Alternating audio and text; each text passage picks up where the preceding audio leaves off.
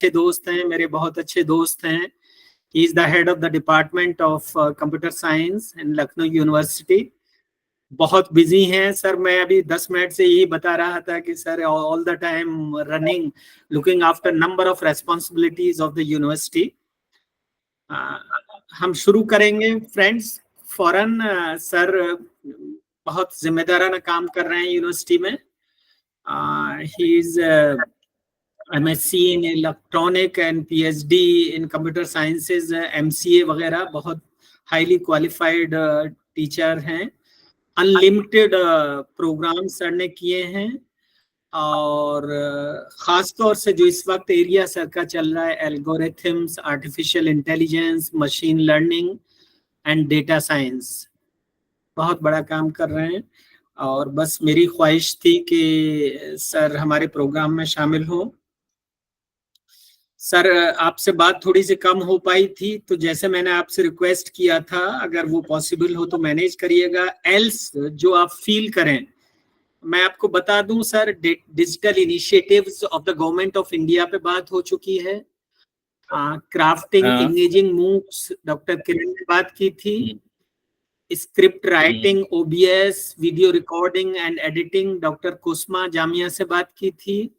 Crafting animation clips using PowerPoint and screen recording, doctor Atul है mass comm से, जामिया से, sorry. Design, develop and deliver 4-quadrant pedagogical approach by professor Srinivas NIEPA से बात की थी। And learner centric video content development भी उन्होंने बात की थी। JNU के प्रोफेसर थे, उन्होंने LMS मूडल पर बात की थी, जेनोमियो को यूज करते हुए। AI powered online collaborative tools पर बात की थी, अंबेडकर यूनिवर्सिटी के प्रोफेसर थे। आज सुबह हमारे AMU के प्रोफेसर थे, प्रोफेसर आसिम जफर, उन्होंने ओवरव्यू ऑफ स्वाइम एंड ई कंटेंट पर बात की थी। आपसे मैंने रिक्वेस्ट की थी कि evaluation, assessment and developing, if जो आपने प्लान किया हो सर वो आप लेके चलिए, क्योंकि मेरी आपसे बात नहीं हुई थी। I hope they all are the teachers sir, और थोड़ा सा मिक्स लैंग्वेज आप यूज करेंगे, और they are very sharp as well, बिल्कुल डाइजेस्ट करेंगे सर जो भी आप ट्रांसफर करेंगे knowledge. Welcome sir, thank you so much. हाँ सर मैं जो टॉपिक ले रहा हूँ वो, जैसे मुझे टॉपिक जो अलॉट किया गया था, इवैल्यूएशन एंड असेसमेंट, ठीक है। तो और उससे रिलेट करती हुई जो बेस्ट प्रैक्टिसेस हैं, जो बेसिकली आजकल डिफरेंट प्लेटफॉर्म्स अडॉप्ट कर रहे हैं, उनके एग्जांपल्स के साथ में मैं जाऊंगा। एक छोटा सा प्रेजेंटेशन है सर, मुझे 2 मिनट लगेगा बस। हाँ, 2 मिनट लग रहा है मुझे बस उस प्रेजेंटेशन को लोड करने में, बस खाली वही मैं डाउनलोड कर रहा हूँ। मैं असल में sir as you feel. So I think all of you are well aware of MOOCs, और अभी तक जो बैकग्राउंड बन गया होगा आप लोगों का कि MOOCs है क्या, तो मैं उन डिटेल्स में नहीं जाऊंगा। लेकिन before giving a background, I'll talk you about कि बेसिकली इन ऑनलाइन जो MOOC प्लेटफॉर्म्स हैं, इनका बेसिक यूटिलाइजेशन कहाँ रहा, और बेसिकली इवैल्यूएशन और असेसमेंट की क्या इम्पोर्टेंस है। और साथ ही मैं बात करूंगा कि आपने तमाम तरीके के चीजें सुनी होंगी, सो हिस्टोरिकली हम कैसे लेते थे इनको, उनके बारे में हम बात करेंगे। तो 1 मिनट का जरा सा मुझे समय लग रहा है, तो 1 मिनट बस मैं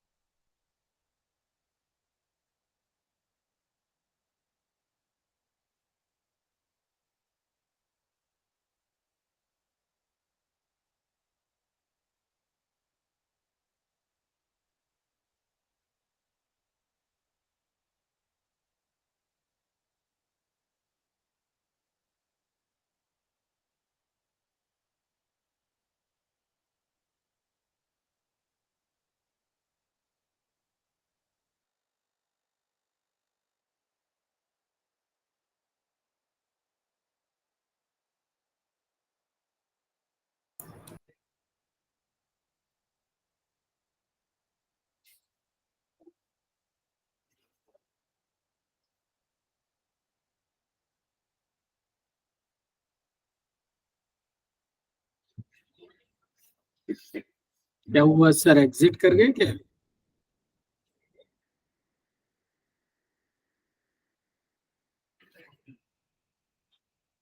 सर सर शायद एग्जिट कर गए। शायद उनका नेटवर्क थोड़ा स्लो चल रहा है, तो मैं देख रहा था।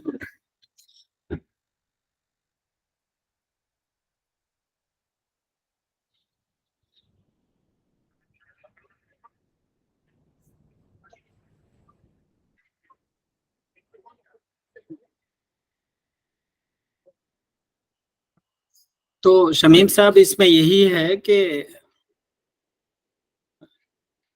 एक टीम बनाइए और देखिए बहुत आसान हो जाएगा, जैसे मैं आपसे बता रहा था। अब यस सर। जैसे एक पॉइंट उसमें आया माइंड मैप में, उस कॉन्सेप्ट को एलाबोरेट किया जाए, वो भी एआई आपकी मदद करेगा, और उस स्क्रिप्ट को ठीक किया जाएगा। यस जैसे सर। डॉक्टर दीपक बता रहे थे कि देखिए sometimes it can not be presume that कि जो टेक्स्ट आ रहा है वो सही है ना। Yes sir. Yes sir. ये चीजें तो उसको इवैल्यूएट कर। ये तो हाँ, हम ही वो को तय इवैल्यूएट करनी करने पे। पड़ेंगी, यस सर। क्योंकि ज्यादातर पार्टिसिपेंट्स देखिए एज में हमसे कम हैं। अब इस लेवल पे तो हमसे काम नहीं होगा, लेकिन टेक्निकल एक्सपर्ट और एडवाइस के लिए हम लोग अवेलेबल हैं। जो थोड़ा सा मेहनत वाला काम है, अब जैसे यही है कि जो घंटों या महीनों का काम है, हम आपको गाइड कर सकते हैं कि देखिए 5 मिनट में कर लिया। हाँ, वही है सर। जी प्राची मैम बताइए प्लीज।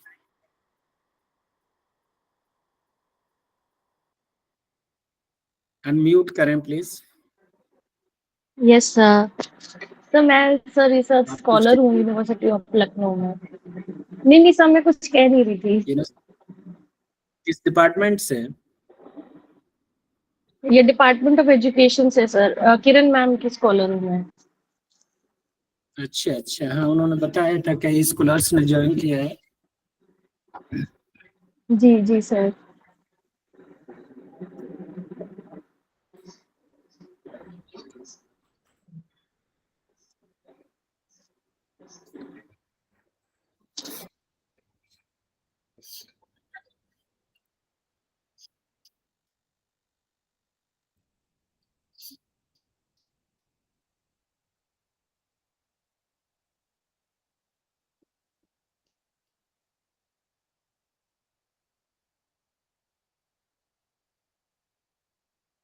और इसमें कोई कोई और डाउट हो तो फिर मैं, और आज इनका ये नहीं चल रहा है जो कि अक्सर ये, हाँ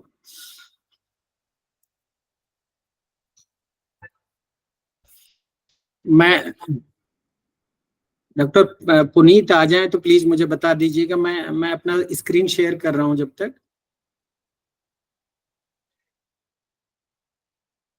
शमीम साहब यस सर आप शेयर कीजिए सर। नजर रखिएगा। देखिए ये वाला मैं जो आपसे बात कर रहा था कि सर का जो ये यहाँ हर चीज उन्होंने रखी है। देखिए concept paper, video conferencing, Moodle से related step by step, list of softwares, Sir is joined. अच्छा सारी चीजें आप देखेंगे तो इस पे अनलिमिटेड इंफॉर्मेशन है, इंफॉर्मेशन कहीं भी जाने की जरूरत नहीं है, आप यही। सर है ज्वाइंट सर। हाँ सर, पुनीत सर आइए please sir.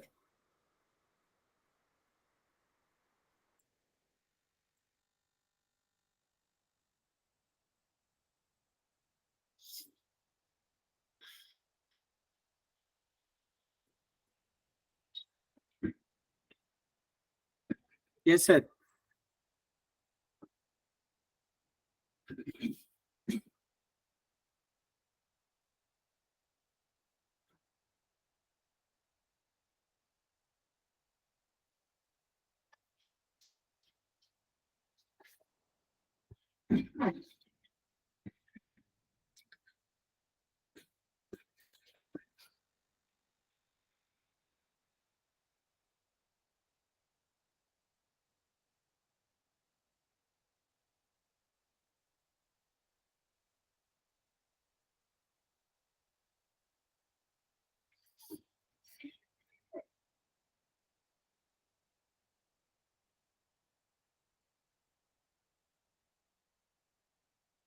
Puneet sir, your screen is visible.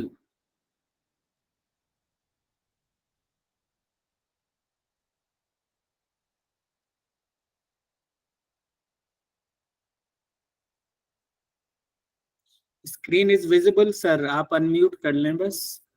Sorry, okay, मैंने स्टार्ट कर दिया था सर, फिर से मैं स्टार्ट करता हूँ।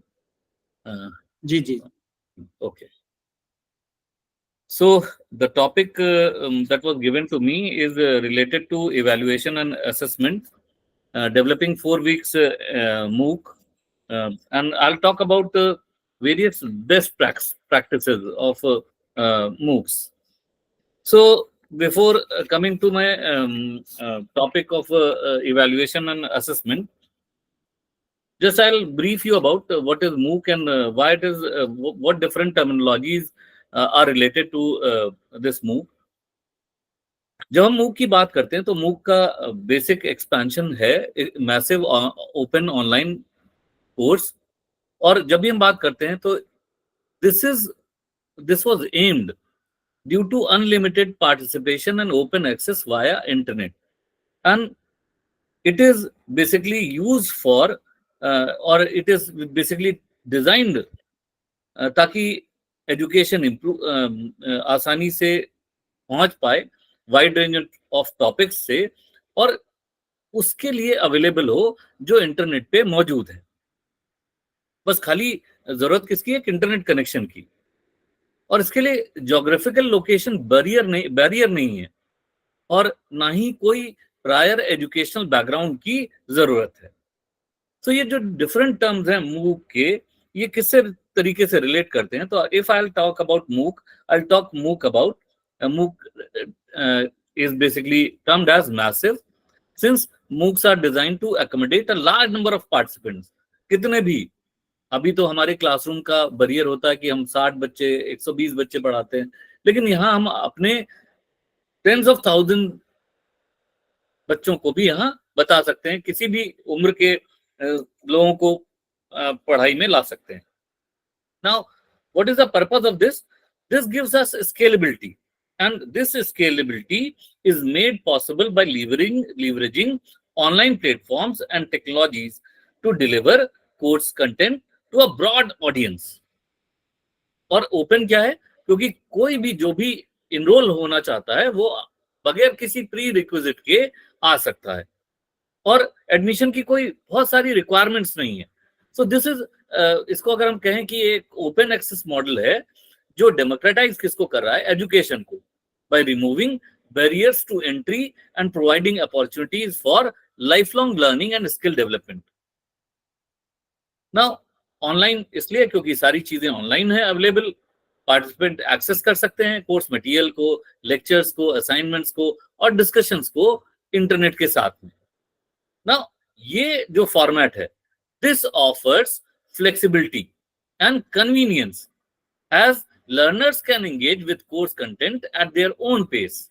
मुझे लगता है कि मुझे एक दिन में वीडियो देखना है लेकिन 5 मिनट देखना है, तो मैं उस तरीके से आगे बढ़ूंगा, मेरा अपना पेस होगा और किसी भी लोकेशन पे अवेलेबल होकर के बस खाली मुझे क्या चाहिए होगी, एक इंटरनेट कनेक्टिविटी और मूक से कनेक्टिविटी।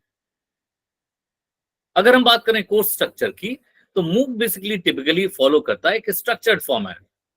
इसमें क्या होते हैं, मॉड्यूल्स, अभी तक आप जान गए होंगे, मॉड्यूल्स होंगे, यूनिट्स ऑर्गेनाइज होंगी, स्पेसिफिक टॉपिक्स होंगे, हर एक चीज का लर्निंग ऑब्जेक्टिव होगा, कुछ कोर्स कंटेंट होगा और इसमें सारी चीजों में जो चीजें इंक्लूड होंगी उनमें क्या होंगे, वीडियो लेक्चर्स होंगे, रीडिंग्स होंगी, कुछ क्विजेस होंगी, असाइनमेंट्स होंगे, डिस्कशंस होंगे और इंटरेक्टिव एक्टिविटीज होंगी। और कुछ मूक ये भी इनकॉर्पोरेट करेंगे जिसमें गेमिफिकेशन भी होगा या पीयर लर्निंग का एंगेजमेंट होगा, ताकि लोग ज्यादा से ज्यादा इंटरेक्टिव फॉर्म में बात करें। अब जब हम मूक की बात करते हैं तो मूक के अंदर आपके पास क्या होते हैं, कुछ इंस्ट्रक्टर्स होते हैं, कुछ फैसिलिटेटर्स होते हैं। आप क्या करते हैं, एसेस करते हैं स्टूडेंट्स को, आप फैसिलिटेट करते हैं उनको, साथ ही सर्टिफिकेट प्रोवाइड करते हैं, साथ ही इसके अलावा कम्युनिटी और कोलैबोरेशन की बातें होती हैं। फाइनली अगर हम बात करें तो फ्लेक्सिबिलिटी और एक्सेसिबिलिटी है इन मूक में। सो जैसे हम बात करते हैं इंस्ट्रक्टर्स की या फैसिलिटेटर्स की, तो आप चाहे किसी कॉलेज में हो या किसी यूनिवर्सिटी में हो, आप अपना मूक कंटेंट डेवलप कर सकते हैं और मूक लेड हो, इंस्ट्रक्टर्स के थ्रू लेड किया जाएगा, ठीक है। और इसमें क्या होंगे, एक्सपर्ट्स भी इन्वॉल्व होंगे, कुछ प्रैक्टिशनर्स होंगे बहुत सारी फील्ड्स के, और कोर्स इंस्ट्रक्टर के अलावा मूक्स में टीचिंग असिस्टेंट्स भी होंगे, फैसिलिटेटर्स भी होंगे, ताकि वो सपोर्ट कर पाए लर्नर्स को, उनके क्वेश्चंस का आंसर दे पाए और प्रोवाइड कर पाए फीडबैक। फिर अगर इसके बाद की बात करें तो किसी भी कोर्स का ऑब्जेक्टिव होता है किसी भी तरीके का असेसमेंट करना। सो मूक में include assessment to measure learner progress and understanding. आप इसके थ्रू क्या कर सकते हैं, क्विजेस कर सकते हैं, असाइनमेंट्स दे सकते हैं, एग्जाम्स करा सकते हैं और कुछ मूक्स जो है ऑफर सर्टिफिकेट्स भी करते हैं। अब ये सर्टिफिकेट्स कब ऑफर होते हैं, जब आपका कोर्स पूरा हो जाए, या कुछ मूक्स तो ऐसे हैं जो आपको लर्निंग के बैजेस देते हैं, ताकि ये फुल पता चल जाए कि इसने इस कोर्स की बेसिक जो रिक्वायरमेंट्स हैं वो फुलफिल कर ली हैं, इसलिए उसको ये बैज मिला हुआ है। अब इसमें हो भी सकता है कि आपको कुछ एकेडमिक क्रेडिट्स भी मिलें, तो वो आपकी प्रोफेशनल डेवलपमेंट या प्रोफिशिएंसी को दिखाने के लिए यूज किए जा सकते हैं, लेकिन कुछ जगहों पर इस तरीके के सर्टिफिकेट्स नहीं मिलते हैं। फिर अगर हम बात करें कम्युनिटी एंड कोलैबोरेशन की, so MOOCs foster a sense of community among participants through online forums. आप क्या कर सकते हैं, मूक्स के थ्रू ही जोड़ सकते हैं फोरम्स को, डिस्कशन बोर्ड्स हैं, कोलैबोरेटिव एक्टिविटीज हैं, और learners they have opportunities to engage with peers from around the world, share perspective and collaborate on projects or assignments. एक बहुत ही की एडवांटेज मूक का क्या है कि वो बहुत फ्लेक्सिबल हैं और उनकी एक्सेसिबिलिटी बहुत आसान है। मतलब अगर पार्टिसिपेंट्स चाहें तो उनका कोर्स मटेरियल एक्सेस कर सकते हैं, कहीं से इंगेज हो सकते हैं, कर सकते हैं लर्निंग एक्टिविटीज में एट देयर ओन कन्वीनियंस। मुझे शाम का समय अच्छा लगता है पढ़ने का, तो मैं शाम को इंगेज हो सकता हूं, मुझे किसी को दोपहर का समय अच्छा लगता है, वो दोपहर में इंगेज हो सकता है। और they can fit education around their work, family and other commitments. इसके अलावा the open access nature of MOOCs make education more accessible to individuals who may not have access to traditional educational resources. हम बात करते हैं ना 24/7, 365 days. अब educator मौजूद है लर्नर के लिए, और शायद मूक इसी के लिए डिजाइन है. सो अगर हम इसको नटशेल में कहें तो we can say MOOCs represent a powerful and innovative approach to online learning, offering opportunities for lifelong learning, skill development, and global collaborations. अब इसी को अगर और एलैबोरेट करें तो ऑब्जेक्टिव्स होते हैं कुछ MOOCs के. So they can vary depending on the goal of the course creator, the subject matter, and the intended audience. However, कुछ कॉमन ऑब्जेक्टिव MOOC के क्या हैं? जैसे अगर हम बात करें एक्सपेंशन ऑफ एजुकेशन, उसके अलावा promoting life long learning,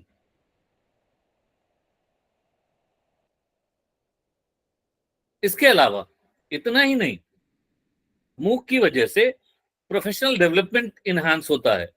they support formal education और even they facilitate peer learning and collaboration. और साथ ही MOOC experiment with innovative teaching methods. साथ ही MOOC के थ्रू आप एजुकेशनल रिसर्च के लिए डेटा कलेक्ट कर सकते हैं और रेज कर सकते हैं इंस्टीट्यूशन की विजिबिलिटी एंड रेपुटेशन.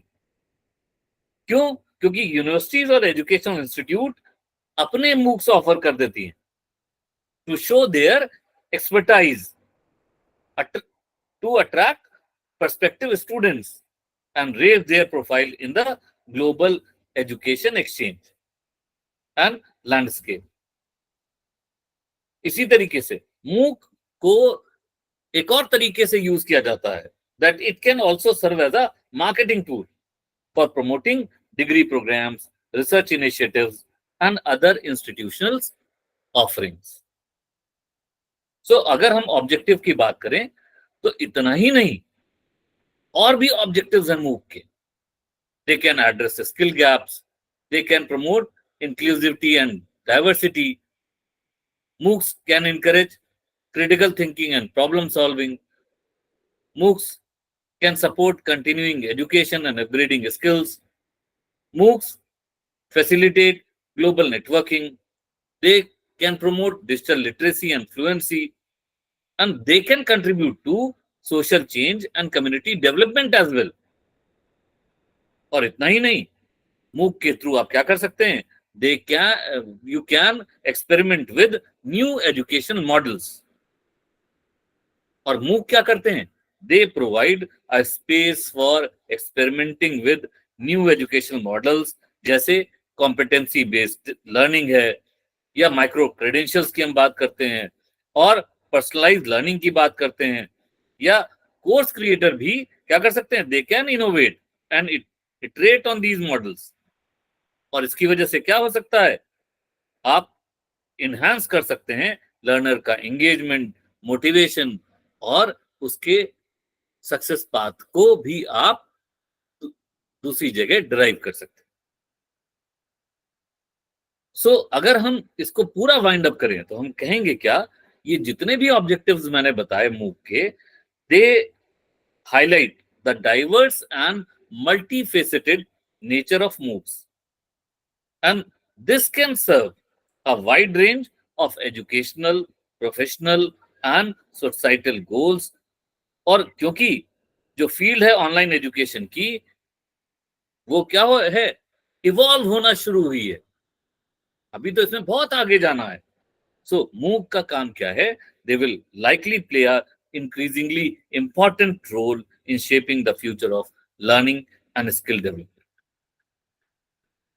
So यहां तक तो हमने बात करी कि MOOC के ऑब्जेक्टिव क्या है और MOOC कैसे होता है. अब MOOC से हम ऑब्जेक्टिव की बात कर लिए. अब हम बात करते हैं कि अगर हमको 4 वीक का एक MOOC डेवलप करना हो, क्योंकि इवैल्यूएशन और असेसमेंट क्या होता है? लास्ट स्टेप्स में आता है. सो पहले हम बात करते हैं कि अगर हमको डेवलप करना हो कोई एक 4 वीक का मूक, तो हम क्या करेंगे?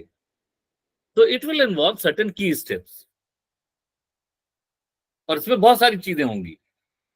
जैसे ही आप किसी एक मूक कोर्स को डिजाइन करेंगे, मूक को डिजाइन करेंगे, तो पहले चीज क्या होगा कि किस चीज के लिए बना रहे हैं। So you have to define a very clear learning objective. और अगर हम कहें तो इसको आजकल हम लोग एक टर्म कहते हैं, उसका यूज करते हैं। The term is called as SMART. That means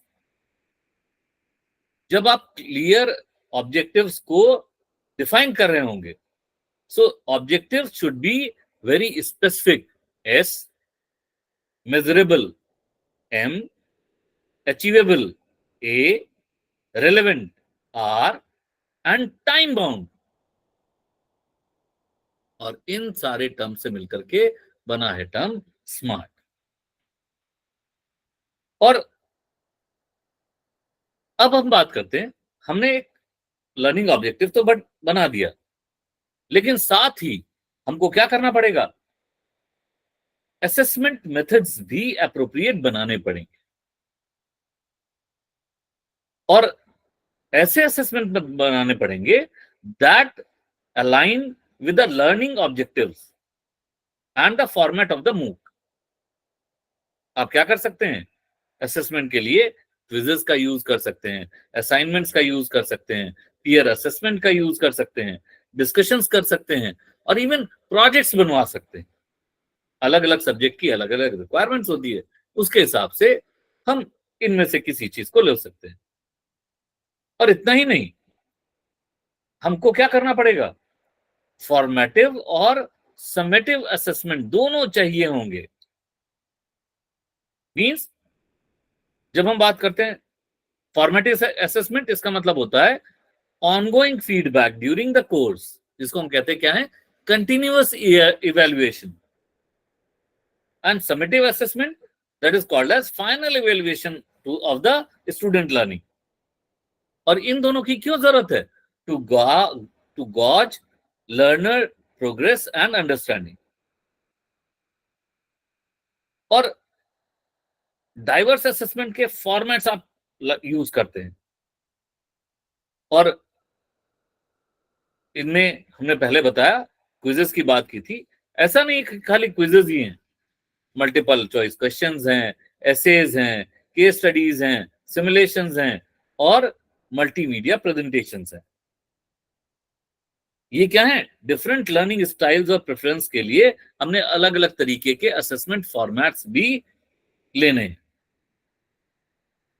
timely feedback चाहिए, प्रमोट करना है पीयर असेसमेंट, और साथ ही ऑफर करना है सेल्फ असेसमेंट अपॉर्चुनिटी।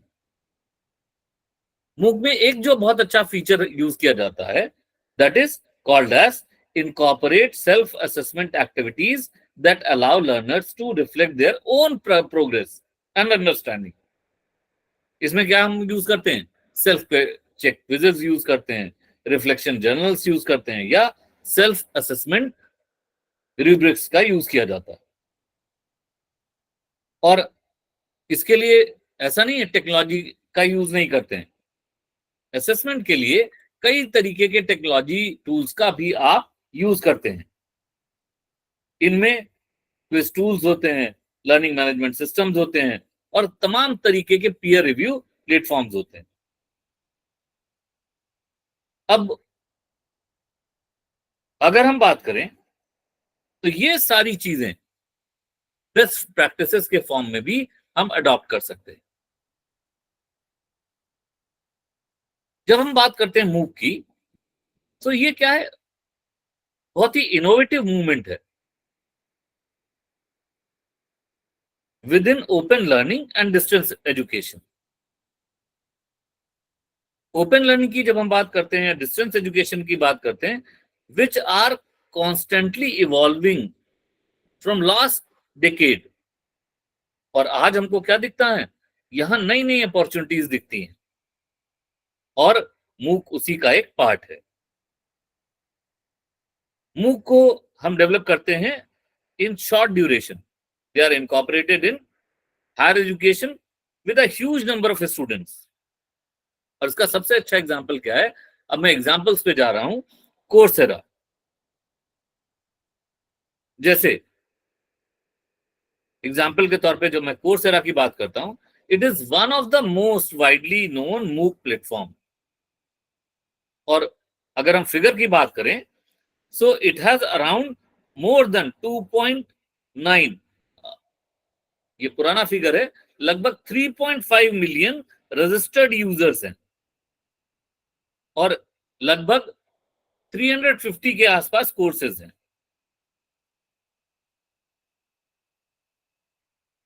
सो जब इतने सारे यूजर्स हैं तो क्रिटिसिज्म भी होगी कि उनका कितना इन्फ्लुएंस है हायर एजुकेशन में। लेकिन यहां पे एक चीज और ध्यान रखने की है कि रजिस्ट्रेशन जरूर है, लेकिन उतना ही ड्रॉप आउट रेट है। So in particular, a visualization of MOOC completion rates by an educational researcher infers that less than 10% of the people who register on a MOOC complete the course, and there are almost no information about the experiences of non-completing MOOC participants.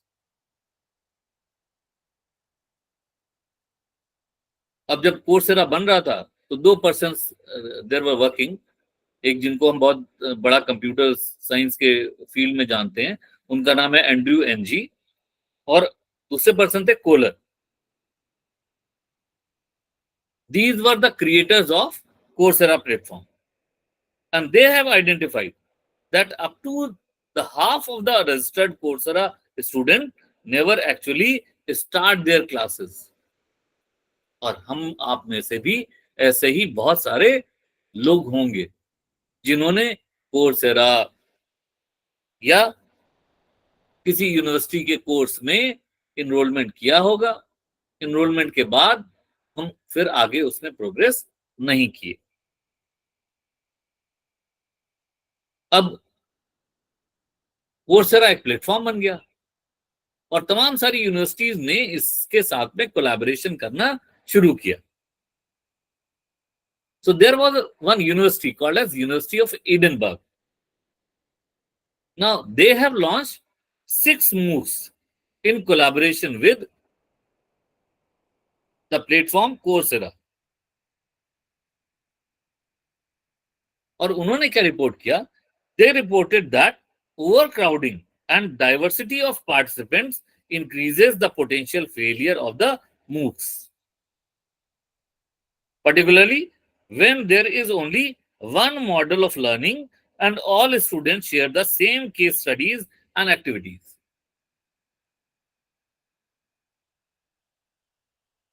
एक और study हुई ना,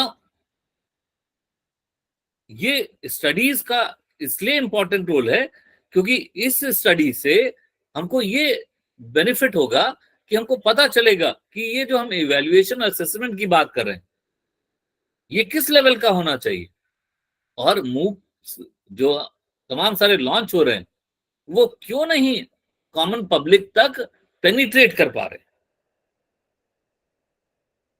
और मूक का एक platform नहीं है। आपको अगर हम नाम बताएं, आपने सुना होगा कोर्स है, कोर्सेरा है, उसके अलावा फ्यूचर लर्न है, यूडेमी है, यूडासिटी है, EDX है, आइवर्सिटी है, और इन सब के क्या है, अलग अलग यूनिवर्सिटीज के साथ में कोलैबोरेशन है। सो एक और स्टडी ने बताया मूक्स जो कोर्सेज हैं उन्होंने that attracted mainly adult learners who were uninterested in the completion of the course and reported lack of time as the main reason for their removal and non-completion of the course.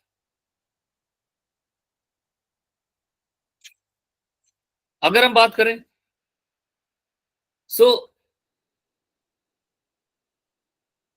Research literature इस तरीके का बहुत सारा तमाम जगहों से आ रहा है तो अगर हम बात करें मूक की बेस्ट प्रैक्टिसेस की, तो जितनी भी स्टडीज हुई उनको जब इम्प्लीमेंटेशन की बारी आई कि कौन सी बेस्ट प्रैक्टिसेस होंगी जिससे मूक बहुत ही पॉपुलर रहेगा, तो बहुत तरीके के मूक प्लेटफॉर्म्स अवेलेबल हैं ऑनलाइन कोर्सेज के लिए। तो होता क्या, सबसे पहले किसी भी पर्सन को जब किसी भी मूक कोर्स को के लिए जाना होता है तो इन्हीं में से कोई प्लेटफॉर्म उसको चूज करना पड़ता है। Each of the platform has their own complexities और उनके इफेक्टिव लर्निंग के तरीके, किसी में वो टीचर सेंट्रिक है, किसी में वो जो स्टूडेंट है या कैंडिडेट है उसके सेंट्रिक है। तो बहुत तरीके के मूव्स की हम बात नहीं कर रहे हैं, हम यहाँ पे उनमें से चूज कर रहे हैं जो बेस्ट मूव्स हैं। जैसे हम बात कर रहे हैं सबसे पहले EDX। तो EDX क्या है, ये एक नॉन प्रॉफिट प्लेटफॉर्म एस्टेब्लिश किया गया हार्वर्ड और MIT ने, और इन्होंने क्या किया, 200 इंस्टीट्यूशंस के साथ में कोलैबोरेशन किया। और इतना ही नहीं, आज की तारीख में इसके लगभग 3 मिलियन यूजर्स हैं and they offer around 176 course. इसी तरह फ्यूचर लर्न है, इसी तरह कोर्सेरा है, इसी तरह यूडेमी है। सो इनमें से कौन सा प्लेटफॉर्म ले? सो ये यूजर की बेसिकली एबिलिटी के ऊपर होता है कि वो इन प्लेटफॉर्म्स पे विजिट करे और उसके अकॉर्डिंगली जो भी प्लेटफॉर्म चूज करना हो उसको चूज करे। तो पहला काम तो ये होता है, जब एक फाइनल सिलेक्शन हो जाए किसी प्लेटफॉर्म का, तब आप क्या करते हैं, एक ओवरऑल और कंप्रेहेंसिव पिक्चर देखते हैं कि कैसे बेस्ट प्रैक्टिसेस की बात होंगी। तो अगर हम कंपेयर करें कि किसी भी मूक प्लेटफॉर्म पे एजुकेशन मटेरियल की एक्सेसिबिलिटी, ये जो हमने कुछ मूक्स की बात की, कैसी है, तो हमको पता चलेगा क्या बेस्ट प्रैक्टिस दे फॉलो करते हैं। तो पहले हमने लिया कैटेगरी बनाई, accessibility for users with disability. So is there any platform at Coursera? तो आप विजिट करेंगे, आप देखेंगे वहां पे ये यूटिलिटी है। फ्यूचर लर्न में भी है, यूडेमी में वो इंस्ट्रक्टर की चॉइस के ऊपर डिपेंडेंट है, यूडासिटी में वो अवेलेबल नहीं है, EDX में है और आइवर्सिटी में ऑफिशियली उसको मेंशन नहीं किया गया। दूसरा सवाल पूछा मैंने कैटेगरी का कि whether this particular platform is mobile friendly और नॉट। कोर्सेरा अनऑफिशियल सपोर्ट करता है, फ्यूचर लर्न सुटेबल है मोबाइल डिवाइसेस के लिए, यूडेमी ऑफिशियली फ्री ऐप है मोबाइल डिवाइसेस के लिए, यूडासिटी भी मोबाइल डिवाइसेस के लिए सुटेबल है, EDX पार्शियली सुटेबल है और आइवर्सिटी भी पार्शियली सुटेबल है। सो इस तरीके से हमने क्या किए, बेस्ट प्रैक्टिसेस के लिए कि अगर हमें अपना एक मूक प्लेटफॉर्म डेवलप करना हो तो उसके लिए क्या करना होगा, तो उसके कई सारे आंसर्स हमको यहां से लेने होंगे। अब अगर हम बात करें कि इवैल्यूएशन और असेसमेंट की बात करें, जब हम एक 4 वीक का मूक मैसिव ऑनलाइन ओपन प्रोग्राम की बात करें, सो सबसे पहले तो हमने बोला था कि कुछ चीजें हमको करनी ही होंगी। सबसे पहले हमने बोला था डिफाइन करना होगा लर्निंग ऑब्जेक्टिव, फिर सिलेक्ट करना होगा असेसमेंट मेथड, फिर उसका फॉर्मेटिव और समेटिव असेसमेंट होगा, डाइवर्स असेसमेंट फॉर्मेट्स होंगे, और ये सारी चीजें हम आपको ऑलरेडी क्लियर कर चुके हैं। अगर इवैल्यूएशन की बात करें तो इवैल्यूएशन के टाइम पे क्या क्या चीजें चाहिए होंगी। तो अब हम अपने बेसिक पार्ट पे आते हैं। इंपॉर्टेंस क्या है इवैल्यूएशन और असेसमेंट की पहले। So when we talk about evaluation and assessment, तो पहली चीज एजुकेशन के में इवैल्यूएशन और असेसमेंट बहुत ही क्रूशियल रोल प्ले करते हैं। और किसी भी लर्नर के लिए ऑब्वियस है ये इवैल्यूएशन और असेसमेंट प्रोसेस बहुत जरूरी होते हैं। अब इनमें क्या क्या चीजें होती हैं पहले इसको देख लें। इवैल्यूएशन में क्या क्या चीजें होती हैं। अगर हम इवैल्यूएशन और असेसमेंट की बात करें, they provide feedback to both learners and educators. How? Learner के लिए तो क्या होता है, ये फीडबैक बहुत जरूरी होता है फॉर हेल्पिंग या for identifying the areas of strength and weaknesses. एक लर्नर को कैसे मालूम कि वो इस एरिया में स्ट्रगल कर रहा है, तो उसके लिए क्या है, इवैल्यूएशन एंड असेसमेंट का part. For educators, assessment data provides insight into effectiveness of teaching methods and course material, allowing them to make informed decision about instructional designs and delivery. हम आप एजुकेटर्स हैं, हमको कैसे मालूम कि हमारे क्लास में जिन बच्चों ने ये टॉपिक पढ़ा वो टॉपिक उनको समझ में आया या नहीं आया। तो उसके लिए एजुकेटर को असेसमेंट डेटा चाहिए होगा, और ताकि वो अपने लिए बहुत सारे चेंजेस कर पाए, इंस्ट्रक्शनल डिजाइन में चेंज कर पाए, डिलीवरी मेथड्स में चेंज कर पाए। तो इसलिए जरूरी, साथ ही लर्निंग आउटकम्स को मेजर करना भी जरूरी है। हमने बोला ना, हम हर कोर्स को डिजाइन करते टाइम सबसे पहले क्या लिखते हैं, कोर्स ऑब्जेक्टिव लिखते हैं। तो इवैल्यूएशन और assessment measures whether learners have achieved their intended learning outcomes or objective or not. अब इसका सबसे बड़ा फायदा क्या है, ये क्या करते हैं, जब आपने कोई क्विज ली या टेस्ट लिया तो ये प्रोवाइड करते हैं evidence of what learner know and can do and helping to determine the effectiveness of educational programs and interventions. अगली चीज क्या है, असेसमेंट क्यों करना चाहिए। सो असेसमेंट भी सर्व करता है टूल की तरीके से for accountability and quality assurance in education. इसके थ्रू जितने भी एजुकेशनल इंस्टीट्यूट्स हैं, they can demonstrate their effectiveness and ensure that they are meeting established standard and expectations और नॉट। किसी भी यूनिवर्सिटी से एफिलिएटेड कई सारे कॉलेजेस हो सकते हैं। तो असेसमेंट क्यों जरूरी है, इसीलिए। अब इस असेसमेंट डेटा का यूज कहाँ होता है, आपने सुना होगा तमाम तरीके के एक्रेडिटेशंस होते हैं या प्रोग्राम का इवैल्यूएशन है, ताकि हमको ये पता चले।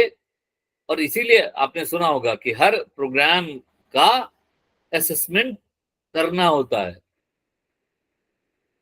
आप नाक की बात करेंगे तो नाक में यही असेसमेंट होते हैं।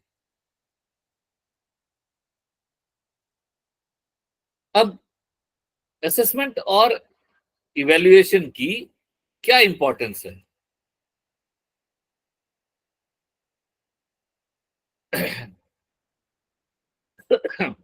तो मैंने आपको बोला था, जब भी आपको बेस्ट प्रैक्टिसेस लिखनी होंगी कि हम क्या करें,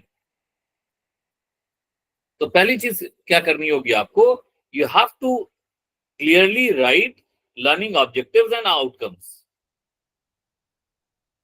सो जब भी आप किसी कोर्स को डिजाइन करेंगे you have to begin with establishing clear and specific learning objectives for the course.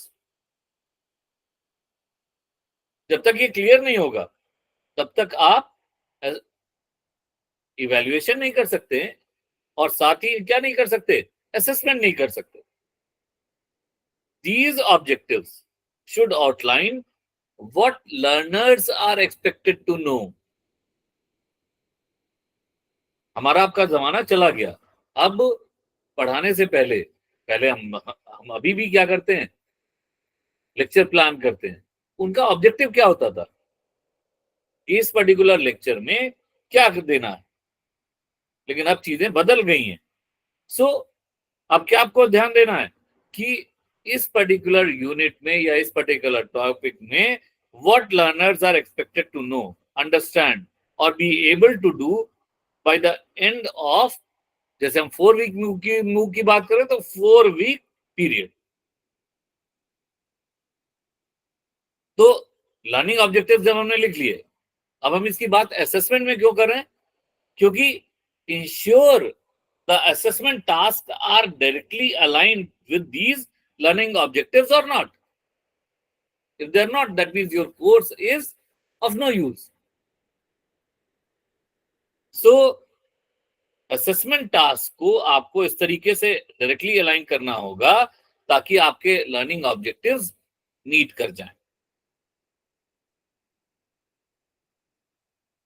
सो पहला पोर्शन हुआ कि identification of learning needs. So assessment ने क्या किया, it helps identifying individual learning needs and preferences. Now, allowing educators to tailor instruction to meet the diverse needs of the learners.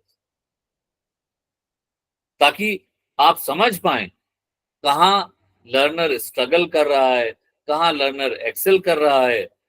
Educators can provide targeted support and interventions to ensure that all learners have the opportunities to succeed.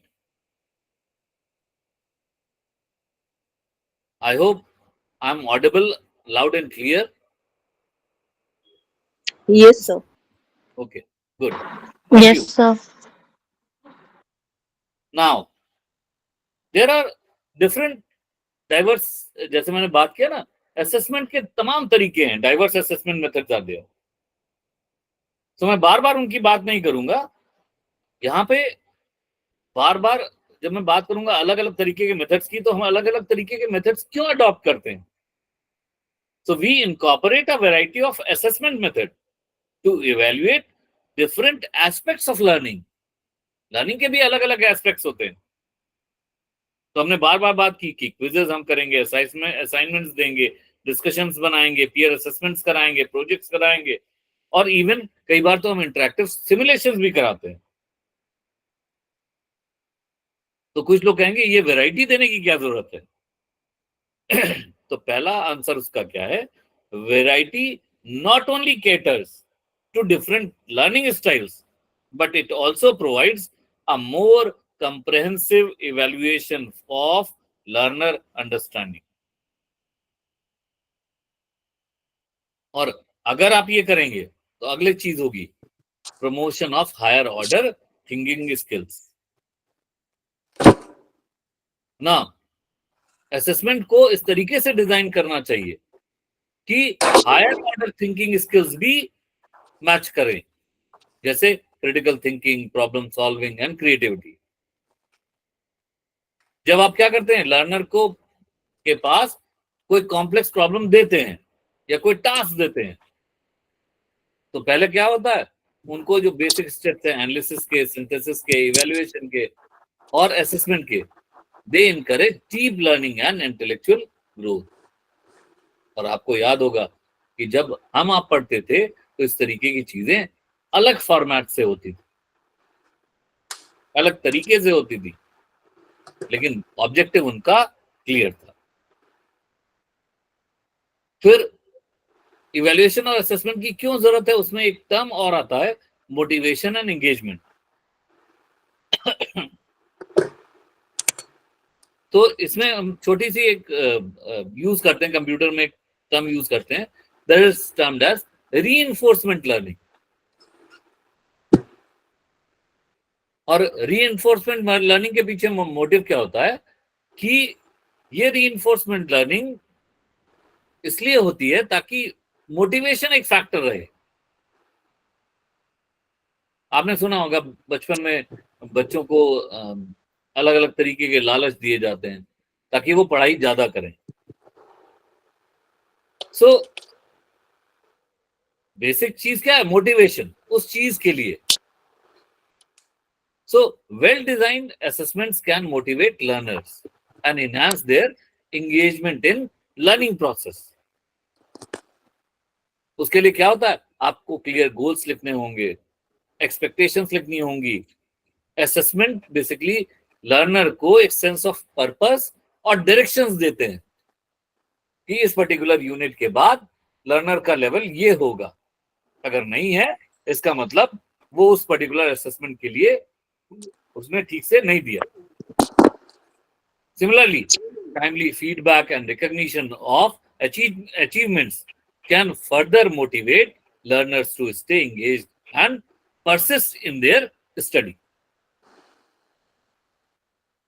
तो जो हमने बात की थी ना balance formative and summative assessments की, तो blend formative assessment which provides ongoing feedback throughout the course with summative assessment जो क्या कर रहे हैं, ओवरऑल लर्निंग को आउटकम्स को चेक कर रहे हैं।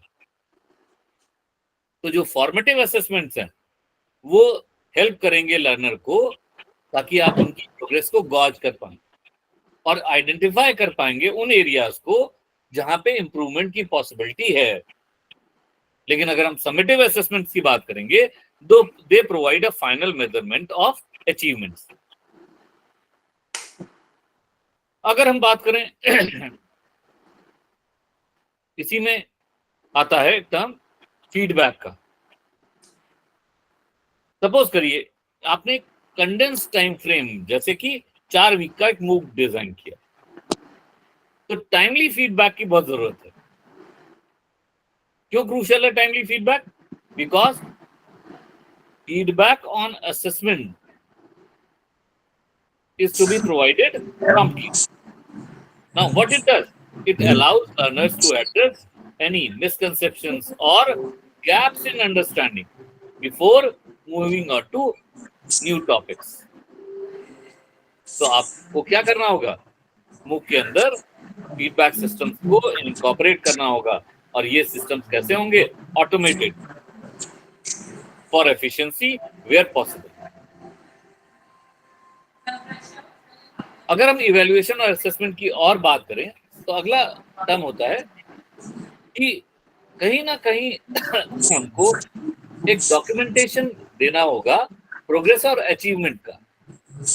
तो assessment basically provides a means of documenting learners' progress and achievement over time. Now, this documentation can be valuable for learners themselves as it allows them to track their own growth and development.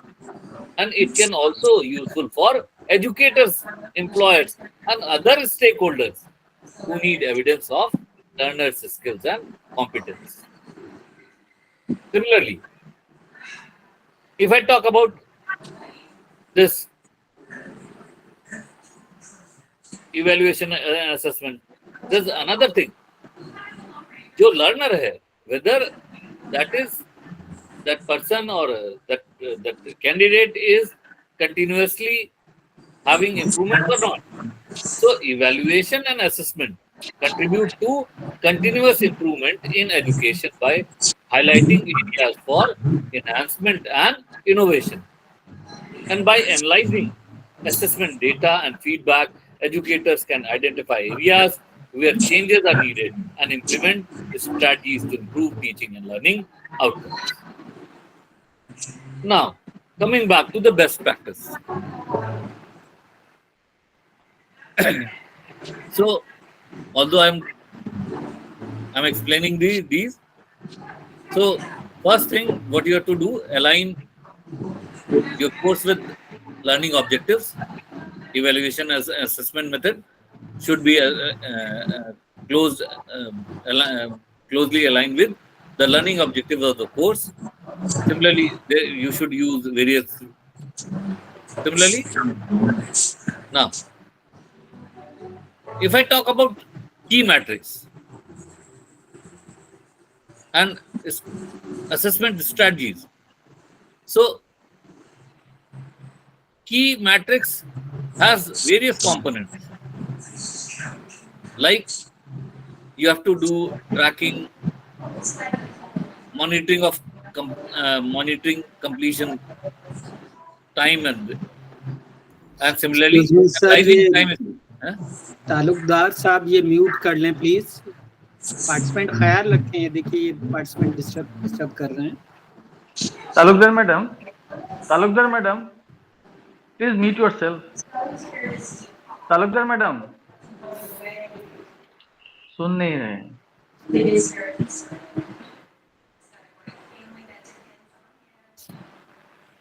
So I'm continuing it again.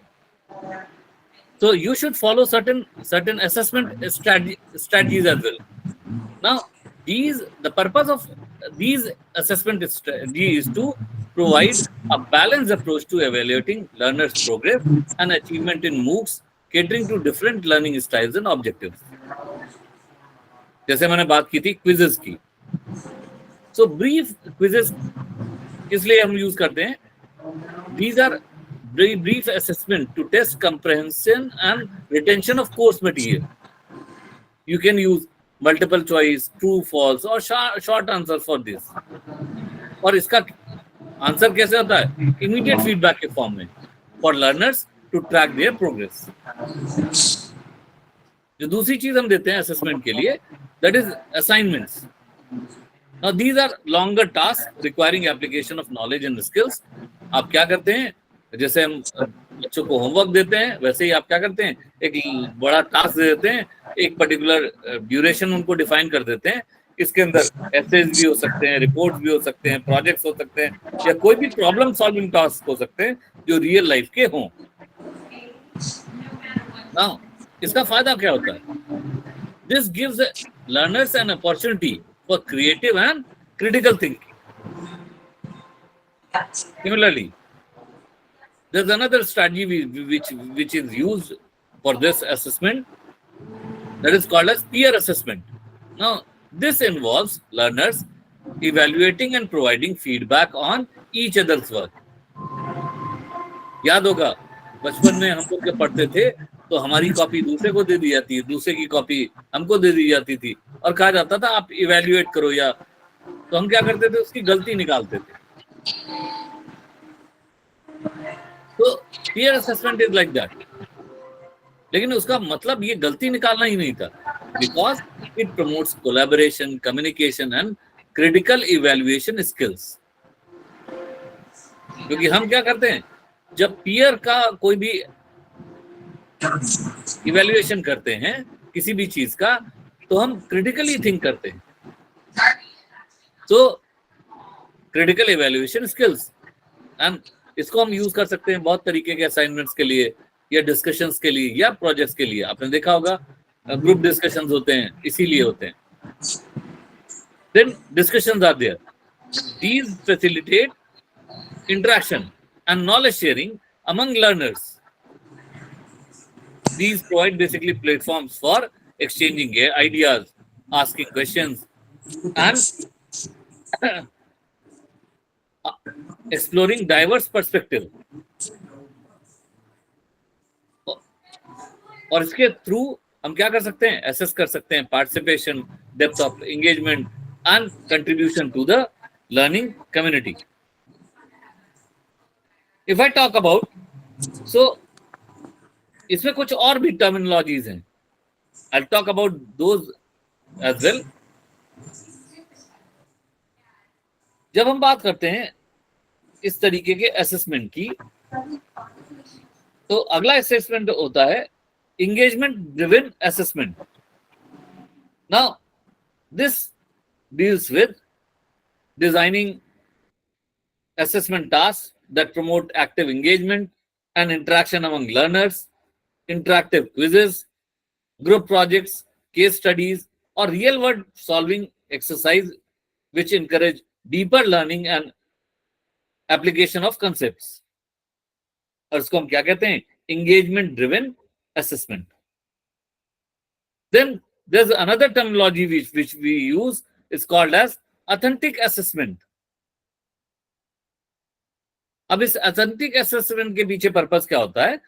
This creates assessment tasks that mirror real world scenarios or challenges relevant to the course content. अगर हम authentic assessment की बात करें, they help learners understand the practical implication of their learning and how to apply it in professional or personal context. एक और assessment strategy या criteria की हम बात करते हैं, that is termed as transparent assessment criteria. Now the purpose of this transparent assessment criteria is basically, the purpose of this is to clearly communicate assessment criteria and expectations to the learner. और इसके लिए हम किसका use करते हैं? आपने सुना होगा rubrics, गाइडलाइंस या एग्जाम्पल्स का. हमने किसी चीज के लिए rubrics बना दी या गाइडलाइंस दे दी या एग्जाम्पल्स बना दिए. Now this transparent assessment criteria will help learners to understand what is expected of them and how they will be evaluated. कई बार क्या होता है, लोगों के बीच में एम्बिग्यूटी होती है कि हमको नहीं मालूम कि हमको कितने नंबर मिलेंगे या हम कैसे इवेल्युएट होंगे. But if they have given this transparent assessment criteria, they will be already, उनको पहले से पता होगा कि उनको कैसे इवैल्यूएट किया जाएगा और इससे फेयरनेस बढ़ेगी, साथ ही एम्बिग्यूटी घटेगी. एक और तरीके का इवैल्यूएशन स्ट्रेटजी हम यूज करते हैं जिसको हम कहते हैं डेटा ड्रिवन इवैल्यूएशन. अब इसके अंदर हम क्या यूज करते हैं? We utilize data analytics into it और उसके साथ में यूज करते हैं लर्निंग मैनेजमेंट सिस्टम का. There are an number of learning management system. Now ये लर्निंग मैनेजमेंट सिस्टम का जो टूल है, इसको जब हम डेटा एनालिटिक्स के साथ यूज कर देते हैं, this will track learners progress and engagement. अब analyzing learner data can provide insight into areas of strength and weakness, allowing instructor to tailor instructions and support accordingly. तो अब आप क्या कर रहे हैं? जब भी आप इवैल्यूएशन के फेज में जा रहे हैं तो आप एनालिटिक्स का यूज कर रहे हैं. अब अगले तरीके का जो इवैल्यूएशन स्ट्रेटजी है उसको हम कहते हैं क्या है? Continuous improvement. अब ये कंटिन्यूअस इंप्रूवमेंट का कैसे हम यूज करते हैं? सबसे पहला काम क्या करना है? We have to gather certain feedbacks from learners about their experience with course and different assessment methods. Now utilizing this feedback to iteratively improve the course design, content delivery and assessment strategy for future iteration, ensuring ongoing relevance and effectiveness. आज आपने course design किया, उस course को आगे उसका कितना relevance है जब आप उसको लेकर के अगले बच्चों के पास जाएंगे, और क्या उसकी इफेक्टिवनेस रहेगी, इसको भी हमको क्या करना पड़ेगा? मेजर करना पड़ेगा. और उसके लिए कंटिन्यूअस इंप्रूवमेंट की चीज आप यूज करेंगे और उसके लिए जो यूटिलाइज करेंगे दैट इज फीडबैक लर्नर का. कैसे? अब कंटिन्यूअस मॉनिटरिंग अगर किसी भी लर्नर के परफॉर्मेंस की और उसके एंगेजमेंट की की जाए. So this will allow course creator to identify any issue or challenges early on and make necessary adjustment. आप क्या कर सकते हैं, लर्नर की परफॉर्मेंस को मॉनिटर कर रहे हैं, उसकी एंगेजमेंट को मॉनिटर कर रहे हैं. अगर आपको लगता है कोई इश्यू या चैलेंज आ रहा है तो आप उसको क्या करिए, तुरंत एडजस्ट कर दीजिए, नेसेसरी एडजस्टमेंट तुरंत कर दीजिए. अब इसमें क्या कर सकते हैं, आप मॉडिफाई कर सकते हैं किसी भी असेसमेंट के टास्क को, आप प्रोवाइड कर सकते हैं किसी एडिशनल रिसोर्स को या सपोर्ट को, या रीइवैल्यूएट कर सकते हैं the pacing of the course. जैसे हमने कोर्स स्टार्ट किया, ठीक है, 2 यूनिट्स हो गई, मुझे लग रहा है कि लर्नर्स का वो जो रिस्पॉन्स आना चाहिए वो नहीं आ रहा. सो अगर हम उसी चीज पे रहेंगे तो कोर्स ऑब्जेक्टिव पूरे नहीं होंगे. तो हम क्या करेंगे, एडिशनल रिसोर्सेज देंगे या एडिशनल सपोर्ट देंगे, या जो कोर्स का पेस है उसको चेक करेंगे. ऐसा तो नहीं है इस कोर्स का पेस इस तरीके का है जिससे लर्नर्स ग्रैब नहीं कर पा रहे. So by staying responsive to learners need, course creator can optimize the learner experience and maximize learner outcomes. एक और जो टर्म यूज करना चाहिए, that is called as accessibility. और इसी के साथ मैं एक और टर्म जोड़ूंगा, that is called as inclusivity. जितने भी लर्नर्स हैं उनके अलग अलग बैकग्राउंड्स हैं, उनकी अलग अलग एबिलिटीज हैं. तो पहला क्या होगा कि हम इतने डाइवर्सिफाइड ग्रुप को अगर हम लेकर के चल रहे हैं तो पहला सवाल हमारे पास क्या होता है कि हम इनके हिसाब से कैसे असेसमेंट्स को डिजाइन कर पाएंगे. लेकिन मूव का पहला जो लर्निंग ऑब्जेक्टिव है उसमें यही मेजर पार्ट प्ले करता है कि you have to design assessment with accessibility in mind. Ensures that all learners, regardless of their backgrounds or abilities, can fully participate in the course. Now, this may involve providing alternative formats for assessments. इसमें क्या हो सकते हैं, audio या video submissions हो सकते हैं, and ensuring that the content is presented in a clear and understandable manner.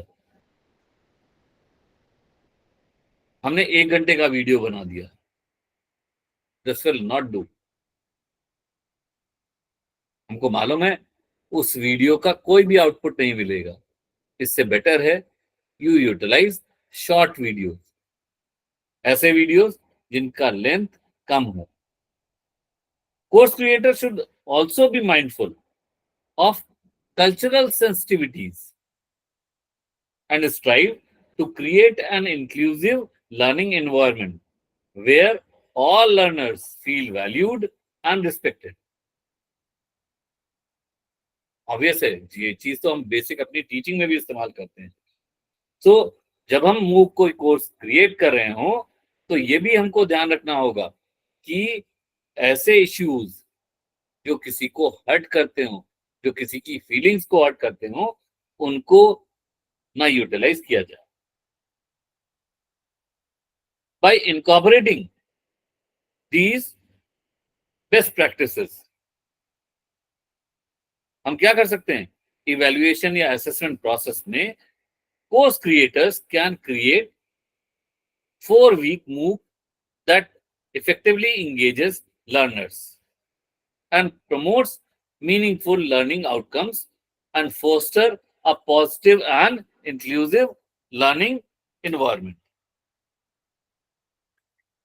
ये तो मैंने कुछ चीजें बताई जो आपको अडॉप्ट करनी चाहिए, लेकिन इनके अलावा अभी भी कुछ चीजें बची हैं. अगर इवैल्यूएशन की हम बात कर रहे हैं और असेसमेंट की बात कर रहे हैं, तो आपने सबसे पहले कोर्स बनाया, मूव और उसके साथ में आपने तमाम सारी चीजें की, जैसे कोर्स करिकुलम डिजाइन किया, तब उस समय बेस्ट प्रैक्टिसेस फॉलो अप की, फिर आपने एजुकेशन मटेरियल डेवलप के टाइम पे भी बेस्ट प्रैक्टिसेस फॉलो करी, फिर आपने कोर्स इम्प्लीमेंटेशन के टाइम पे भी बेस्ट प्रैक्टिसेस फॉलो करी। अब इम्प्लीमेंटेशन के टाइम पे जब बेस्ट प्रैक्टिसेस फॉलो करी, तो इन सबको जब ऑल टुगेदर यूटिलाइज किया जाएगा, तो वो आपकी सारी स्ट्रेटजीज कहाँ पे यूज होंगी? असेसमेंट और इवैल्यूएशन में भी यूज करेंगे। अब अगर हम बात करें कोर्स इम्प्लीमेंटेशन के लिए बेस्ट प्रैक्टिसेस क्या होती हैं, उनको यहां से कैसे कोलैबोरेट किया जाएगा, सो लर्नर के साथ में कैसे कम्युनिकेट करना है, that is a basic issue. So अलग अलग मैंने कई सारे आपको मूक्स बताए थे, EDX बताया था, फ्यूचर लर्न बताया था, यूडेमी बताया था, कोर्सेरा बताया था, EDX बताया था। सो इनमें से यूडेसिटी क्या करता है, जो एकेडमिक स्टाफ है, that should keep in contact with the learners throughout the educational process at regular basis, either at the beginning of the day, either in the middle of the day, or at the end of the day. They could send email announcements, news, or interesting alternative subjects to enhance learners' participation. इतना ही नहीं होता, अब तो क्या हो गए हैं, course के डैशबोर्ड्स बन गए हैं। और उन डैशबोर्ड्स की खास बात क्या है, अगर उसके साथ में आपने किसी एक अच्छे LMS को इंटीग्रेट कर रखा है, that LMS gives you various facilities. Similarly अगर हम बात करें तो डिस्कशन फोरम्स की, तो चाहे वो हम बात करें फ्यूचर लर्न की बात करें, चाहे यूडेमी की बात करें, चाहे EDX की बात करें, चाहे कोर्सेरा की बात करें, तो उन्होंने बेस्ट प्रैक्टिस के फॉर्म में क्या ले रखा है, academic and technical staff should be involved in discussion forums, answering questions when it is necessary. So किसी लर्नर की कोई क्वेरी होती है, learner will ask on a discussion forum, and if it is as per the requirement of the course, the person sitting behind the scene will answer it. इसी तरीके से अगर हम बात करें EDX की, कोर्सेरा की है, यूडेसिटी की, they are also utilizing popular social networks as well, जैसे फेसबुक है, ट्विटर है, and these are suggested to be used by academic staff as well as learners. So फायदा क्या हुआ, क्विक एंड इमीडिएट अपडेशन। अब उन्होंने क्या किया, सोशल मीडिया पे एक ग्रुप बना लिया और वहां अपना अनाउंसमेंट दे दिया, तो academic staff could publish announcements on social networks, and learners could use them to inform, publish their questions and discuss.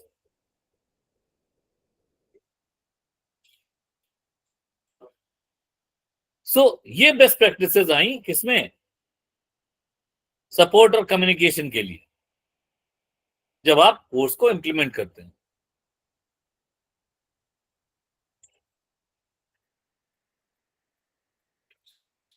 अगर हम मूव की गाइडलाइंस की एक गाइडलाइंस बनाएं based on best practices,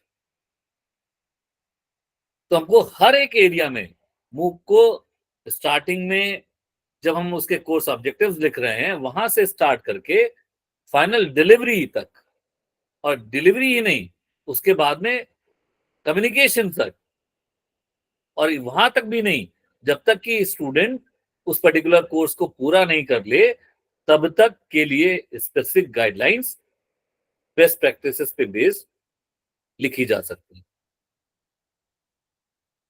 so best practices कौन सी? That support the methodology process of creating MOOCs, following the implementation, and utilizing it as a widespread platform so that good practices can be implemented from designer side. And what is the purpose of these guidelines? These guidelines will help the academic staff to design the course, the education and the educational material. In addition, during the educational process, the learners were guided how to support, basically how to get support and communicate with their respective course instructors. Similarly, the teachers will be guided to know how to support and communicate with a huge amount of learners. So that scaling, how to be addressed, that is again the part of best practices.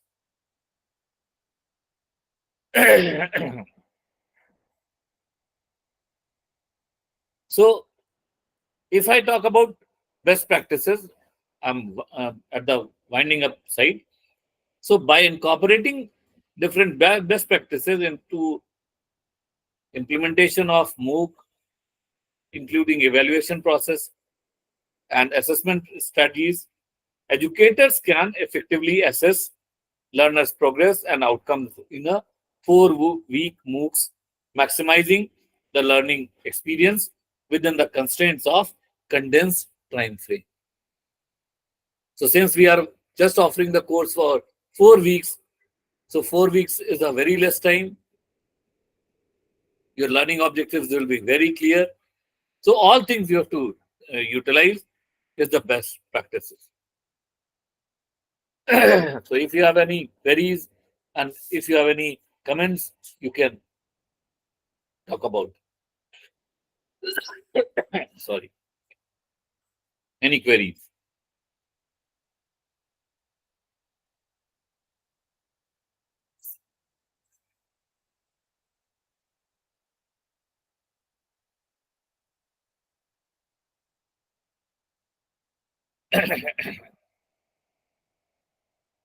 If you have any queries, you can ask. Yes, friends, has really been a very effective session. Sir से बात करें.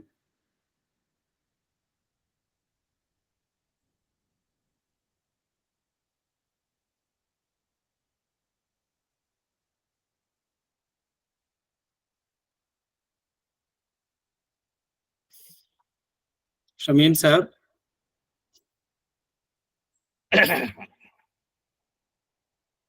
Sir, actually, I was working on the guidelines Yes, sir.